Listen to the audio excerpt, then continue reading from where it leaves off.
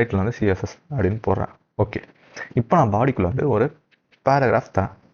Okay, என்னன்னா hi this is a demo for CSS அப்படின்னா பேராகிராஃப்னா உங்களுக்கு கொஞ்சம் சிறுசாக இருக்கும். ஸோ நான் H1ல் தரேன், அதாவது ஹெட்டிங்கில் தரேன். ஓகே, இதை நான் ரன் பண்ணுறேன். ஓகே, இங்கே வந்து hi this is demo for CSS வந்துருச்சா? ஸோ நான் இந்த H1லேயே என்ன பண்ண போகிறேன்னா ஸ்டைல் ஈக்குவல் டுன்னு போட்டு பேக்ரவுண்ட் கலர்னா colour COLOR colour is to blue அப்படின்னு நான் கொடுக்குறேன். ஸோ நான் இங்கே ரீலோட் பண்ணச்சு எனக்கு என்ன ஆகுதுன்னா என்னோட ஹோல் டெக்ஸ்ட் வந்து ப்ளூ கலரில் மாறிடுது.